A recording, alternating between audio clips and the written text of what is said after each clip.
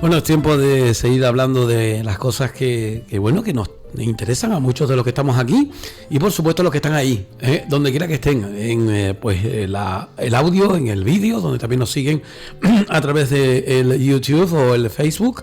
En cualquier caso, muchísimas gracias, Tenemirt, por estar al otro lado. Juan Manuel Reyes Cornejo, buenas tardes. Buenas tardes, Isidro, buenas tardes a los Muchísimas oyentes. Gracias, amigo, un día más. Que bueno, alguien me decía a mí el otro día, dice Isidro, siempre cuando tú dices lo de playa de colaboradores, le digo, es que es cierto, estamos hablando de una gran cantidad de personas que lógicamente están ahí para, digamos, el deleite de todos nosotros. Yo estoy agradecidísimo de esa colaboración, así que de antemano muchas gracias, amigo. Estamos ya despidiendo el primer mes del 2023, que es enero, que ya lo tenemos prácticamente consumido. Uh-huh. Hoy estamos a día 30, me parece, ¿no? Sí, hoy y nos queda ya el martes y empezaría ya febrero. Sí. Y con esto ya cerramos un poco el capítulo de los santorales también de enero, que hablamos de San Antonio, hablamos de San Sebastián y hablamos de San Vicente, que por cierto Realejo los ha celebrado con especial. Sí, me quedó mucha pena no estar, la verdad que no pude estar, pero me quedó mucha pena porque yo vi imágenes y vi sobre todo fotos que fue increíble. Con especial relevancia porque date cuenta tú que San Vicente es copatrono y bueno, me pareció, bueno, hay imágenes como bien tú dices que son históricas, que tardaremos años en volverlas a ver. Que ves a San Sebastián, a la Inmaculada y a San Vicente. Don Marcos nos dijo que hasta el 2030, en la iglesia, no sé cuánto tiempo, 2060 bueno, es cada vez que cae domingo el día de San Vicente.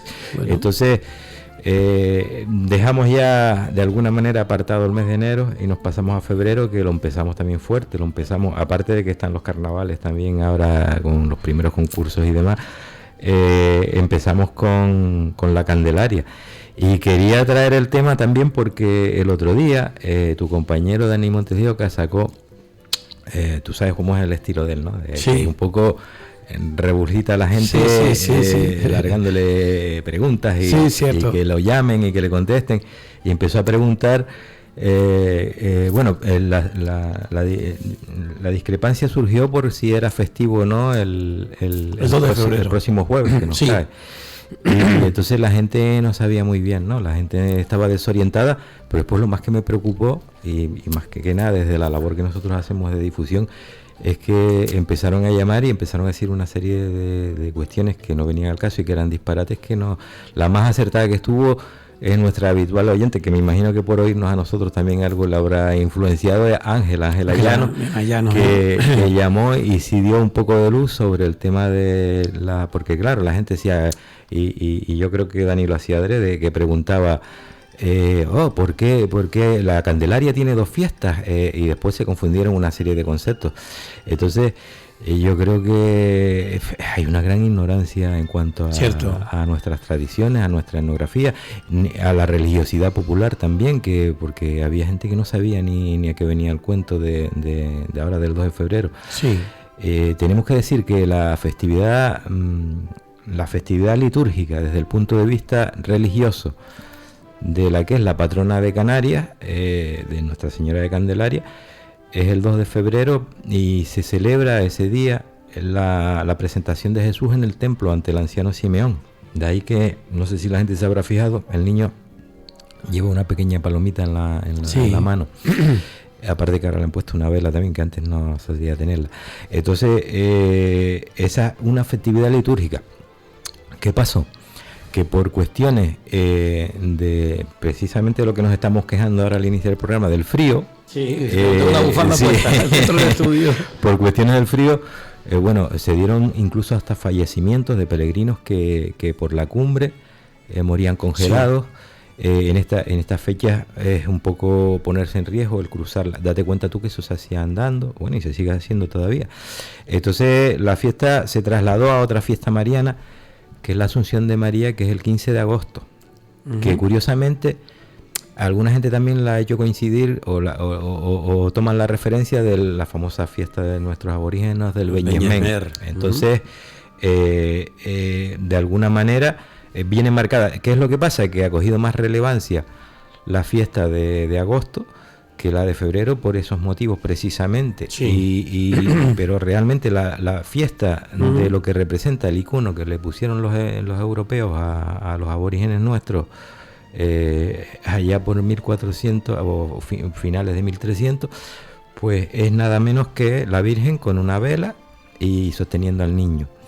Entonces estamos hablando de un momento iconográfico, pero después, sin embargo, fíjate tú, llamó otra señora y dijo, no, es que en agosto fue cuando se apareció la Virgen no se apareció en agosto, porque obviamente nuestros aborígenes tenían se dedicaban, eran trashumantes con sus ganados, y tú sabes que en verano subían las cabras a la cumbre.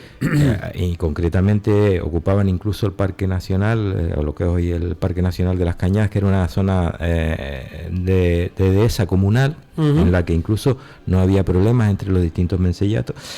Y después bajaban los ganados a la costa en invierno, precisamente huyendo de esa climatología, que fue propiamente cuando le pusieron esa imagen esos primeros monjes que llegaron, que para unos pueden ser franciscanos, pueden ser agustinos, y que unos especulan con que sí se formaron en los conventos de Andalucía, otros nos dicen que son mallorquines. De hecho, se están haciendo estudios en las cartelas de la antigua imagen y lo que dejó las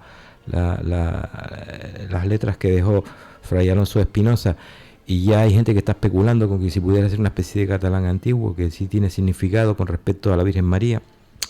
Y la Virgen realmente se celebraba, si te fijas, porque después la Virgen está desubicada también. La Virgen no apareció en Candelaria, la Virgen apareció en las costas de Chimisay, que donde hoy se ubica el Socorro precisamente, y la romería esa que celebramos en septiembre, que también se celebra en la Natividad de María, que es el 8 de septiembre, que es la fiesta litúrgica religiosa. Se celebra esa fecha porque también se trasladó, porque realmente al principio los guimareros celebraban a la Virgen del Socorro, que viene a ser una sustitución de la Candelaria, porque también representa a la Virgen María con el niño y la vela en la mano. Lo que pasa es que en este caso está invertido el niño, y la Candelaria se dice que es de masonería, o decía Fray Alonso Espinosa, porque el niño estaba en un lugar que no le correspondía normalmente a las imágenes marianas, y resulta que esta fiesta se celebraba en noviembre, que fue probablemente cuando pusieron ese icono ante los aborígenes para llamarles la atención, que no apareció solamente, o no pusieron solamente la imagen de la Virgen de Candelaria, sino que en todas las radas del sur aparecieron una serie de imágenes marianas, como la de Abona o la de la Encarnación en Adeje, y son todas coetáneas de esa época. Entonces, fíjate tú... Era una técnica habitual, ¿no? Era déjame entrar, vamos. Era la estrategia previa para la conquista, Isidro, porque siempre hemos dicho que antes de la espada llegó la cruz, y bueno, incluso hay historiadores que le atribuyen a Afonso Boraños, que era una especie de... no era un obispo, pero sí tenía de alguna manera encargado el formar a una serie de jóvenes monjes, en este caso, para después que vinieran e interactuaran. Y si te fijas, casi todas las islas, menos, ya lo hemos dicho aquí otras veces, menos el Hierro, que fue por un intercambio de víveres para un barco, o el tema de la Virgen de los Volcanes de Lanzarote, que es por una erupción volcánica, precisamente una promesa que se hace a la Virgen de los Dolores. Las demás, cada isla tiene su vocación mariana, que aparentemente apareció. Tú ¿no? siempre nos recuerdas algo muy importante, porque mucha gente imagino que habrá dicho, no, es que es el día de la patrona insular, que cada isla tiene en esa polémica entraron también, porque después, y también me hizo muchas gracias, pues voy a referirme al compañero Pedro también, que estuvo muy gracioso. Después ya empezó la discusión entre quién era la patrona, qué patrona de qué... ¿No interviniste? No, yo normalmente en ese tipo de programas, porque lo que hace, aparte que tienes poco tiempo y no puedes exponer todo esto, lo que haces es confundir más. Entonces recuerdo que empezó después la historia. O sea, ¿cuál es la patrona de Canarias? La Candelaria, la del Pino, ¿cuál es la patrona de Dani siendo y que se confundían con la diócesis? Bueno, que sepan todos que la patrona de Canarias fue la Virgen de Candelaria, porque entre esas advocaciones marianas marianas que se pusieron un poco para llamar la atención de los aborígenes fue de alguna manera la que adquirió una mayor popularidad dentro de la religiosidad. Date cuenta tú que cogen a un niño, a Antón Guanche, lo catequizan y lo vuelven a soltar para que les diga a los naturales lengua, claro, que aquella era la madre de Achamán, que después también hay que hacer una distinción porque no todas las islas ni todas las distintas etnias que llegaron a las islas en distintos periodos tienen también hay desde ídolos que hacen referencia al culto a la madre tierra, a la fecundidad, y hay después también otros que son monoteístas que hablaban de Achamán bueno, pues se les dice que esa es la madre, el sustentador de los cielos y de la tierra, y entonces alcanza una popularidad muy grande y da lugar a que incluso haya enfrentamientos entre los aborígenes que quieren seguir siendo los subcustodios, porque date cuenta que la imagen aparece 90 o 100 años antes de que aparecieran los castellanos, y de alguna manera también es un vehículo que le sirve a los nuevos colonos o colonizadores, claro, para de alguna manera interactuar con los naturales. Bueno, pues después se creó otra polémica en que cuál era la patrona. La patrona de Tenerife no es la Virgen de Candelaria, es la Virgen de los Remedios, que está en la Catedral de la Laguna, que era la antigua iglesia de los Remedios. Santa María de la Expectación, que no tenía niño, fíjate tú, después le añadieron el niño y le hicieron vestidera. Sí. Y después la patrona de la diócesis canariense, que nosotros dependimos hasta el siglo XIX de la diócesis canariense, sí es la Virgen del Pino. Sí. Y la Virgen de Candelaria viene a ser patrona general del archipiélago, que por eso siempre se ha dicho así. En el siglo XIX, sí, no, mucho antes. Mucho antes incluso. Sí, entonces... no, lo del siglo XIX fue lo de no, la coronaron y demás. No, lo de Gran Canaria, me refiero, lo de Gran Canaria. Entonces, ahora, ¿cuál es la patrona de la diócesis nivariense? Porque nosotros en el siglo XIX nos independizamos de la diócesis canariense. Pues la patrona es Nuestra Señora de los Remedios. Sí. Y la patrona de la isla es Nuestra Señora de los Remedios. Y la patrona del archipiélago, Nuestra Señora de Candelaria. La patrona general de la diócesis canariense, que es la de Las Palmas, que era la que tenía en su inicio sede en el Rubicón y después se fue trasladando de isla a Fuerteventura y a Gran Canaria, es precisamente la Virgen del Pino. Y después me hizo mucha gracia porque surgió otra polémica, y es que a Dani se le ocurrió decir, él tiene, tú sabes, esa forma de periodismo de pinchar a la gente para que llamen y para crear polémica y demás, que a mí me parece que con estos temas hay que ser un poquito respetuoso, porque si no, entre que la gente está confundida y le vuelca, eso se puede hacer con cosas como carnavales, como lo de Shakira y Piqué, pero con estos temas que a nosotros nos cuesta tanto divulgar ese sentido que tienen las cosas, y que la gente dijo que la Virgen del Pino tenía cara de vieja. Y entonces llamó Pedro Díaz y le dijo que el que tenía cara de vieja era él, y que no le correspondía con la edad que tenía, lo cual le cabrió tremendamente. Y ya no lo dejaron entrar más. Ay, mi madre. Me hizo gracia. Y por eso un poco se acaba todo esto, y yo quiero que los oyentes, y fíjate tú cómo se nota también, se entera uno. La diferencia, eso está fíjate eso lo oí el fin de semana. Otra vez yo suelo ver algo. El fin de semana, ustedes, tú sabes que hacen una selección, de lo más, yo suelo escucharlo de lo más que se oye quizás, y entonces lo volvieron a reponer, y por eso lo oí, por eso se me ocurrió, digo, mi madre, chiquito follón. Y entonces otra vez se nota cuando nosotros, que Dani me ha dicho, mira, escuché en un programa pues entonces todo esto viene un poco a cuento y a colación de que, hombre, yo pienso que por una parte, date cuenta de una cosa, se ha mitificado mucho la historia de Canarias.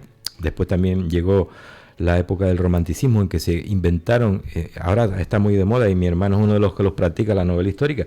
En ello estamos. De alguna manera se mitificó la historia, y ahora muchos historiadores, por documentos que van apareciendo y demás, nos van un poco desmitificando y diciendo que eso no iba por ahí, que va por otro lado, y la historia también hay que revisarla, obviamente. Cierto. Pero claro, si después tenemos una gran mayoría de público que está en un absoluto, y que me perdonen la expresión, analfabetismo en cuanto a nuestra historia y nuestra etnografía, y te das cuenta cuando haces una simple pregunta y la gente no sabe ni siquiera qué contestar o contesta disparate, yo creo que lo más adecuado no es polemizar y bromear con estos temas, sino intentar dar un poquito de luz que yo creo que en eso va nuestro proyecto también, de intentar que la gente conozca por lo menos lo más fehaciente posible la realidad, no que no que nos vayamos por otras historias, ¿no? Yo entiendo también que, porque yo esta historia la he contado a veces a personas, ¿no? O lo que es la evolución de lo que ha sido la iconografía de la Virgen de Candelaria, que pasó de ser una imagen rubia a una imagen morena, que se le cambiaron las medidas y las dimensiones y el estilo. Bueno, el tema de que le parezca a Dani la Virgen del Pino, que precisamente me parece que de allá, de Tamarac, la Virgen del Pino, una persona mayor, es porque es una talla gótica, que tiene una estilística, y entonces cuando se le pone el rostrillo y todo eso, pues la Virgen se desviste y es de bulto redondo. Sí. Los canariones tienen la ventaja sobre nosotros de que conservan ese icono, que era una talla gótica como fue la nuestra también. Es una talla completa, para que se entienda la gente. No es de candelero, que es la otra. No, es tallada. Y bueno, y con la de hierro pasó algo parecido, porque la de hierro también Perdigón la tuvo que mutilar por gustos estéticos de la iglesia, de la jerarquía, que quiso cambiarla y hacer la vestidera. Y no tiene nada que ver con la Virgen que era la Virgen de los Reyes, ¿sabes? Pero bueno, estas son otras cuestiones. Y yo entiendo que estas cosas tú las cuentas y las relatas y a la gente les choca un poco. Incluso les rompe, porque tú date cuenta, una persona que haya nacido en el siglo XX y que esté acostumbrado al modelo neoclásico de Fernando Esteves de la Virgen morena, sí. Tú le dices que no, que era rubia, y le cambias y le rompes un poco los esquemas. Y yo en eso sí entiendo la prudencia, pero después lo que no se puede tampoco es ocultar la verdad, sí. o someterla a intereses particulares, ¿no? Y que eso. La gente tenga claro el origen de las cosas. Sí, eso hemos hablado contigo de 1826, del aluvión famoso, de que si se lo llevó o no el agua, o si se la llevaron para... Esa es otra polémica. Esa es una polémica muy larga, pero bueno, por el tema que hemos hablado con Juan Manuel de eso. De la restauración que hizo la doctora Escotado. Sí. Igual que hay historias como la que hemos relatado aquí otras veces también, del tema de San Juan de la Rambla, de la muerte del alcalde y toda la historia que se suscitó, que realmente la iglesia muchas veces por estos asuntos pasa de puntillas. Sí. Y después también no hay que dejar de reconocer que hay muchos historiadores que le interesa y que por no ponerse a mal con quien le paga los trabajos, sí. Pues siguen una tónica y intentan desdecir. Son como los partidos de fútbol, como el equipo de fútbol. Pero yo pienso que la realidad está en la discusión y en que se aporten datos, y de hecho la historia está en una continua modificación y está viva en ese sentido. No es una cosa que se cierra, hoy cerramos el capítulo de historia y se queda así todo, ¿no? Y se están desdiciendo muchas cuestiones que teníamos como porque estaban mitificadas y teníamos o ocurrencias que se le pasaban a cualquiera y se hacía un invento. Mira, lo del gran poder del Puerto de la Cruz, por ejemplo, que vino de Sevilla, eso es incuestionable que no, y sin embargo tú se lo dices a la gente y claro, le rompe un poco los esquemas, porque es la historia que le han contado desde los años 20 o 30 del siglo pasado, y es lo que ellos creen, y eso va a misa. Y lo de la caja rosa famosa, no, eso es lo de las vírgenes del Carmen, que también es otro disparate, porque ¿y qué es entonces lo del gran poder? Lo del gran poder es una iconografía que es una tipología del siglo XVIII que nada tiene que ver con Sevilla y que no existe en Sevilla. En Sevilla no existe ningún Cristo preso, sedente. Es una evolución de la humildad y paciencia que... Es que más bien un sui generis, es más nuestro, digamos. Claro, es un invento nuestro y popular, sí. Y los patrocinadores es el pueblo, no es precisamente un capitán del ejército, que ya los historiadores han ido a buscar también en sus testamentos, a ver si él hacía alguna referencia a la imagen, y no figura para nada. Eso fue un invento de la primera mitad del siglo XX, y porque les parecía, y porque y hay trabajos también de investigadores como don Domingo Martínez de la Peña, digo, que tiene un trabajo del año en el aula de cultura del Cabildo del 1982, creo que fue, en el que precisamente hace un estudio de cómo, el primero, el humildad y paciencia, que es un Cristo que está muy prodigado aquí en Canarias desde 1600 casi, y que salió de la escuela de Garachico, muchos de ellos ejemplares. Algunos están diciendo ahora que no. Eso es de alguna manera el sincretismo de Saturno a la figura de Jesucristo, es trasladar el Dios pensante, sí, a la figura de Jesucristo. Entonces, el momento evangélico en el que lo ubican es sentado sobre una piedra fría en el Gólgota esperando la crucifixión. Si te fijas, los Cristos llevan una cruz tumbada a un lado. Sí. Entonces, es una referencia a Saturno, porque esa era una tradición pagana, sí, que venía de atrás. Pues el gran poder no deja de ser, aparece en los inventarios de la Peña de Francia en 1700, por ahí, un poquito antes a lo mejor, 1700, y además que vino con un nazareno, con el nazareno del convento dominico, pero no deja de ser una evolución, ¿sabes? Y un cambio, porque el Puerto de la Cruz celebraba la crucifixión, en la exaltación de la cruz, el 14 de septiembre, con el Cristo de la Misericordia de Adonis, que están en la iglesia de San Francisco, que salen, ahora lo sacan difunto o yacente en Semana Santa. Y ese Cristo, por similitud con la laguna, que también estaba el Cristo de la laguna como referente, pues lo celebraban el 14 de septiembre. Para cambiar esa iconografía, que era una iconografía ensangrentada, lacerada, que ya no gustaba a los nuevos gustos ilustrados y demás, lo que hacen es buscar otra iconografía de un Cristo que no esté ensangrentado, que tenga apariencia humana. Vamos. Claro, entonces un Cristo con una rica túnica, no está coronado de espinas, no tiene sangre, una melena, unos ojos muy... Tres potencias sí, ¿no? Las tres potencias sí. No, tiene un solio que acaba en puntas de tres potencias, pero que no deja de ser un solio, que es más típico canario que las tres potencias, que son los tres poderes de Jesucristo. Entonces, si te das cuenta, es un invento nuestro. Y quizás esté hecho incluso hasta por un escultor local, que yo muchas veces especulo con Sebastián Fernández, el padre, que tuvo taller en Santa Cruz. Y ¿se sigue estudiando eso, Juan Manuel? Sí. Ojalá que sí, porque hay mucha gente joven de lo que pasa es que todo esto se lo comentas a la gente del puerto y un poco se lo toman... Bueno, le cuesta romper esa tradición oral que ha habido, pero que... tenemos que abrirnos de mente y pensar que la historia es una cuestión abierta. Y que siguen siendo, no dejan de ser obras de arte. Y que aparecen documentos, ¿no? Y que incluso... La deificación... Y incluso, si te fijas, eso responde a modelos y perjuicios que teníamos antes. El canario siempre ha pensado que lo que viene de fuera ha sido mejor y que lo que tenemos aquí, y yo creo que tenemos que sentirnos orgullosos, porque esa sería una iconografía inventada aquí en Canarias, evolutiva de la humildad y paciencia, como bien decía don Domingo Martínez de la Peña, el historiador de ICO, y que de alguna manera es un invento para cambiar esos modelos iconográficos, y que es nuestra, y que no tuvo que venir de fuera. Entonces tenemos que sentirnos orgullosos. El único exactamente gran poder que existe está en ICO por un indiano que lo mandó a hacer en Cuba y lo mandó de nuevo para ICO, y que es realmente un señor pensante preso. Y el resto llaman gran poder, por ejemplo, al de la punta, y resulta que es un exeomo. Llaman gran poder o humildad y paciencia al de los señores de Carta en la Concesión de Santa Cruz, y es un cañita también. Es decir, hay tres iconografías pasionistas, que son el cañita, que es el exeomo, que está internacionalmente reconocido y que Durero se encargó también de difundirlo en sus láminas, y después tenemos el humildad y paciencia, que también viene a ser, como te dije, un invento, ese ya no de aquí, sino que aquí probablemente sería traído por Martín Nadalbrújar o por alguno de estos que después se prodigó en realizarlos, y sobre todo a los chicos que formó él como escultores, y que realmente lo que se ve ahí es que son unas tradiciones iconográficas que vienen de fuera, pero sin embargo el gran poder, ¿no? El gran poder, ya te digo, sí ha saltado a América por ende de la emigración de los canarios, que se han ido allá, sobre todo todos los indianos y demás, pero después es un gran desconocido. Y tú te vas a Sevilla, y yo he tenido la ocasión de estar allá y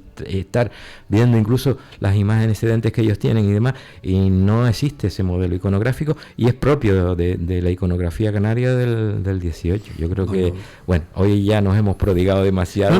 Y este es un tema que a mí me apasiona mucho. Estaba buscando yo una información que al final no la encontré, pero me saltó el tema de la publicidad de Dalí y demás, y claro, no puedes moverte tú en la red sino eso. Pero es que había una cuestión que era bastante interesante sobre todo lo que hemos dicho, y es precisamente lo que te decía, el hecho de que no dejan de ser, y además Ezequiel de León nos lo recordaba cada vez que hablábamos con él, que esos son obras de arte, son obras de arte, como hablaba él el deje que tenía, ¿no? Son obras de arte y son obras creadas por nosotros. Otra cosa es lo que uno quiere y se entera a través de ellas. Yo entiendo, tú ahora a la gente le intentas cambiar la actual iconografía de la Virgen de Candelaria y realmente le ocasionas un trastorno, ¿no? Yo creo que por eso también a veces muchas líneas de investigación que van en otro sentido, pues se ocultan un poco, yo qué sé. Los resultados, por ejemplo, de esa restauración que hizo doña Margarita Escotado a finales de los años 80, ahí no se prodigaron más, y después hay gente que tampoco se atreve a incurrir en esas materias porque realmente viven de la profesión. Sí, claro. Y sus patrocinadores muchas veces pues la iglesia. Ya saben ustedes que para bien son buenos, pero para mal no también mal. Lo que me fastidia a mí es que luego haya un imperio del fanatismo y de querer imponerle al otro tu línea de investigación, y después que muchas veces las líneas de investigación que son más cercanas a los grupos de poder sean las que triunfan y se aparte un poco todo lo demás. Ajá. Y se desdiga porque no interesa, ¿no? O porque estratégicamente piensan ellos que va a tener repercusiones económicas, sociales y demás. Vamos a hacer un alto en el camino para un receso, y a la vuelta espero que Juanma también se quede con nosotros. Vamos a preguntarle a Pepe Farray si se acercó al puchero a Pepe lo tranqué yo porque Florida. Me sacó una foto de una casa abandonada, una casa canaria que está en el límite entre La Matanza y la Victoria, y creo que fue al puchero, que él me dijo que no iba a poder por tener que estar ejerciendo de abuelo cuidando a los nietos, y creo que fue al puchero, y creo que también fue a ver el otro del ganado. O sea que, bueno, pues volvemos. Gracias, mamá. Saludos.